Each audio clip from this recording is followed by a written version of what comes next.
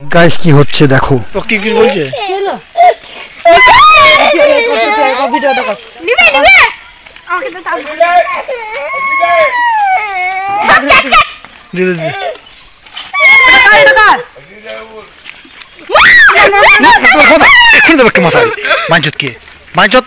বড় সাহস হয়ে গেছে।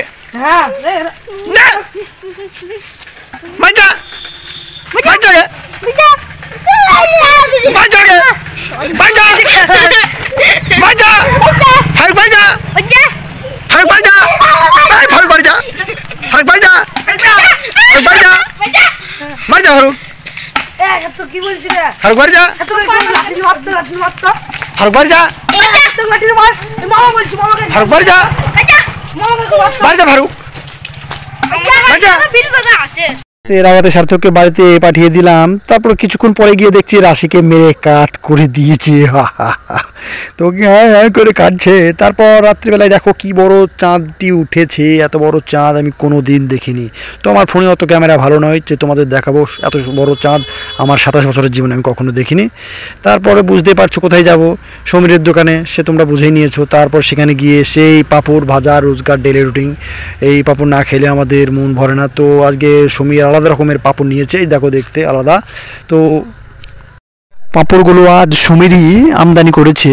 তো ভালোই লাগছে দেখতে, খাওয়া হবে। তো দেখাচ্ছি তোমাদের পাঁপড়গুলোর চেহারাটা। এই দেখো সেই ললি পাঁপড় বলে সেই পাঁপড়।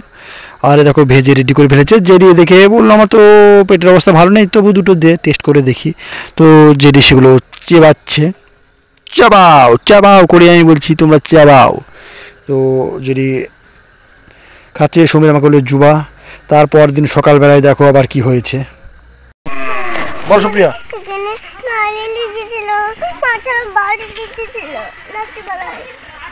রাতে মাথা মারতে ছিলে? তুই কি জানি মানে বল কেমেছি বল বল।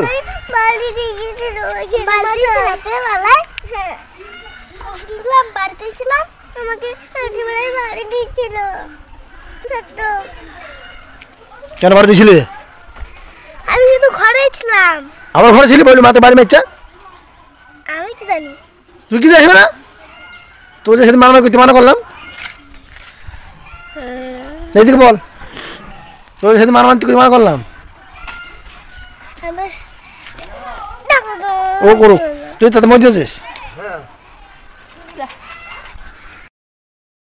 আবার রাত হয়ে গেল, আবার সেই একই রুটিন, সমীরের দোকানে যাওয়া। তো দোকানের সামনে এসে ভিডিও বানাচ্ছি। বলছি সেই আমাদের একই কাজ, প্রত্যেক দিন আসা আর ওই পাঁপড় ভেজে খাওয়া। এই চলছে বছরের পর বছর, দিনের পর দিন। এই দেখো তেল গরম হচ্ছে। তো সমীর বসেই রয়েছে, বলে কী আর করি, এই পাঁপড় ভাজি। এভাবেই চলবে আমাদের জীবন। আমাদের তো আর কোনো চিন্তা ভাবনা নেই, আমরা ব্যাচেলার। তো পাঁপড় ভাজবো, খাবো, ব্যাস এইভাবেই জীবন কাটাবো। তো দেখো কত সুন্দর ভাজছে। ও সুন্দর সুন্দর সুন্দর, খুব সুন্দর লাগছে দেখতে। তো গাইস আপনারা একদিন আসুন সমীরের দোকানে, আমরা সবাই মিলে পাঁপড় ভাজা খাবো। এর বেশি তো আর কিছু খাওয়াতে পারবো না, অত পয়সা আমাদের নেই। তারপরও আজকে পাঁপড়গুলো দেখতে যা লাগছে না, দুজনেই কত খাবো। তো খেয়ে ফেলবো, কোনো চিন্তা নেই। এই তো সমীর আছে, ও একাই খেয়ে নেবে। এমনিতেই মুখভদ্রা নাতিও অনেক খেতে পারে। তারপরে দেখো এই দেখো আমাকে দেখে রাস্তায় জুবা। আর এই ছোট থেকেই দেখছি এই দিকে আসছে আমাদের সেই সুমনা, সেই গরুটা নিয়ে চলে যায়। ও ছোট থেকে বড় হয়ে গেল টানতে টানতে গরু।